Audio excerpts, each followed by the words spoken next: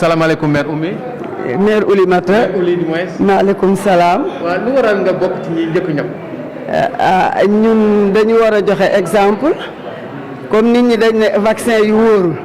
ñun ñi nga xam ne ñooy personnelu santé nekk CDS su Médina dañuy jëkk a vacciné wu pour won nit ñi ne leen vaccin dafa mus a exister ci àddina bi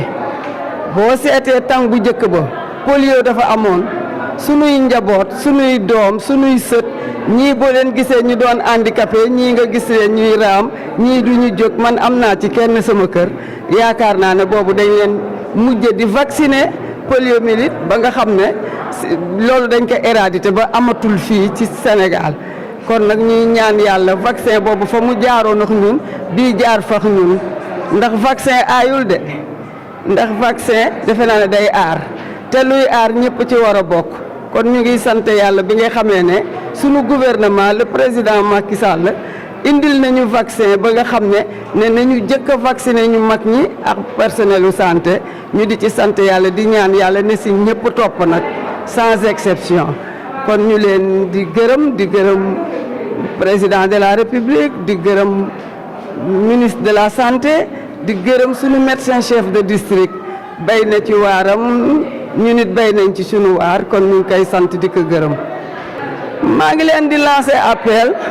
wax nga dëgg ndax calebasse de l'émergence membres yi 2000 membres la donc ñëpp lay lancer appel nii ma ko lancé si yéen ngeen nar ko tasaare ci Médina it noonu la ñuy jëlaatee oto def si lépp pour yu wër ci Médina woo leen pour ñu ñëw vacciné wu luñ ci munit jëli nit ñi indi leen ñu vacciné expliquer leen déjà maa ngi koy commencé am na ñuy ñëw di vacciné wu am na ay conseillers municipaux yu ma woo am na ay mag ñu ma woo dinañu ñëw benn vacciné wu mais li ma leen mën a leeral mooy incha allah rabbi Médina yëpp dina vacciné wu ci kàttanu yàlla. encore une fois man damay jàpp ne politicien nga ban appel nga def pour yenn politiciens leader politique politiciens yi nga xam dañ nekk biir Médina ban appel nga leen def. maa ngi leen di ñaan leader politique yëpp ñu indi seen i nit ñu vacciné wu ndax vaccin bi bu bonoon médecin chef de district du jëkk a vacciné wu membre santé du ñu jëkk a vacciné wu kon dama leen di ñaan di leen lancer appel pour ñu ñëw vacciné wu nii ma ko defee ci yéen comme ni ma leen wax dinaa jël oto dugal ci nit ñi man en personne ma dugg ci biir yor micro bi di woote pour ñu ñëw vacciné wu suñ ma gisee ma vacciné yaakaar naa ne dinañ vacciné wu comme yéen xam ngeen ne man ñi ma yor membre yi 22000 membres lañ te fekkee ngeen gis ngeen bu soobee yàlla ñoom ñëpp dinañ ñëw vacciné wu li ma leen wax nag su ma leen ko waxee war ngeen ko nangu war ngeen ko gëm ndax ku leen ne guddi moom la ñuy nelaw it war nga xam ne dinañ reer bala ñuy nelaw incha allah rabbi dinañ ñëw vacciné wu. tey dañu gis nga ñëwoon bokk ci ñi nga xam ne ñoo njëkk vacciné wu ci biir district de santé bi bu Dakar Sud déjà ban sentiment nga am par rapport à cela. non d'abord sant yàlla bu baax ñëkk remercier son excellence monsieur le président de la république diligence mu def ba njëkk am ci vaccin yi ci suñu sous région bi loolu sant yàlla la bu baax d'autant que ñëpp xam nañ ni feebar bi yàgg na fi ñëpp xam nañ ni feebar bu mu mënti doon piqûre moo koy dindi donc man du ma toog mukk ñu may soññ moo tax ma njëkk ñëw su ma demee ku ma gis aussi soññ la pour nga ñëw piqûre vraiment pour lii suñu borom dindi ko fii ba faw. waaw nga bokk nga vous m'excusez du terme nga bokk ci cobaye yi comme les gens disent nga bokk ci ñi njëkk ñàkku. lan moo waral loolu lu ko sabab. waaw du ma ne cobaye la d'autant que man Médina laa dëkk yàlla defoon fi ma yor fi ay cër nekk fi maire nekk fi député donc baax na aussi nit ñi gis ma ñëw ñàkku dina tax ñeneen ñi sawar xam ne lii lu dëgg la te bañ a topp wax yi nga xam ni dañuy yàq xelu nit ñi loolu aussi baaxul. en fait donc c'est la leçon par l'exemple. absolument. ñàkku nga bi nga ñàkkoo pare loo yëg. non sant yàlla rek sant yàlla am satisfaction di ñaan yàlla nit ñëpp ñëw ñàkku si surtout ñi nga xam ni dañu âgé am plus de 50 ans ak ñi nga xam ni dañu am ay feebar ay diabète ak tension ak yooyu donc ñun suñu rôle aujourd'hui mooy gën a sonn ñëpp rek ak ku mu mën si doon ci biir Médina pour nga ñëw ñàkku très rapidement le temps que yeneen vaccin yi ñëw pour que jeunes yi massivement ñëw vacciné wu pour lii mën fi jógee ba faaw. maa ngi tudd Ibrahima Traoré doon le président du conseil communal de la jeunesse de Médina en même temps doon le président du comité de développement sanitaire du centre de santé Cheikh Amadou Bamba Mbacké Expérience Médina. léegi li nga bëgg laajte mooy nan ngeen di organiser woo fii pour vaccination. waaw di ma permettre balaa may ñëw si sa question boobu en fait remercier d'abord le président de la République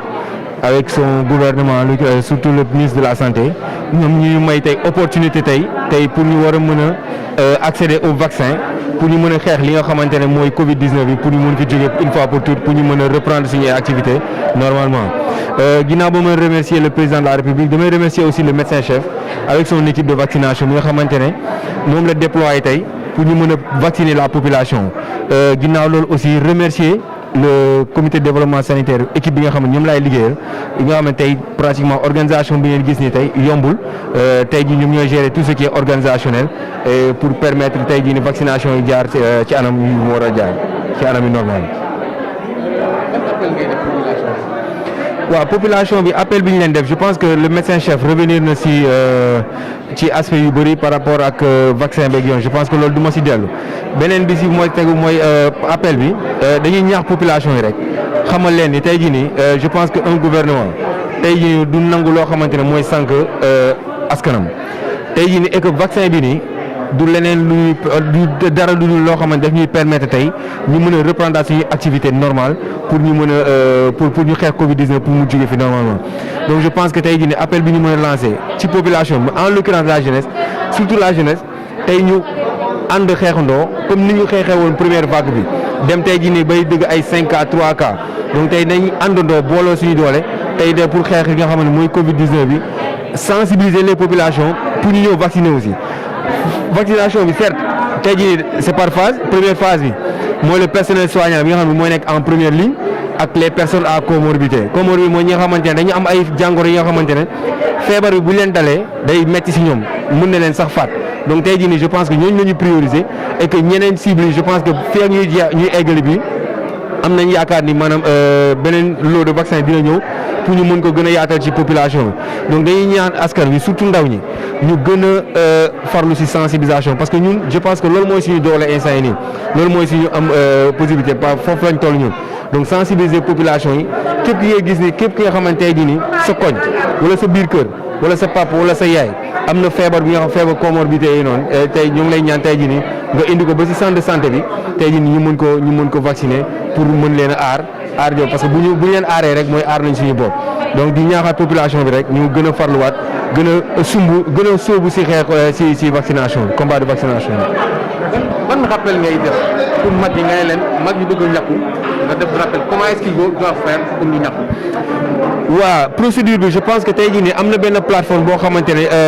gars yi ñoo ngi koy commencé tàmbale partage sax sur WhatsApp yeeg yooyu noonu donc je pense que inscription yi mën na si def mën na dem via plateforme boobu mais ku si am jafe-jafe aussi pour inscrire boo ñëwee ba si au niveau du centre de santé tey dinañ la accompagner ba nga inscrire boo inscrire tey jii nii di nga bokk si plateforme nga xam ne sa heure ñàkk bu jotee rek ñoom dinañ la woo pour nga mën a ñëw ñàkk aussi.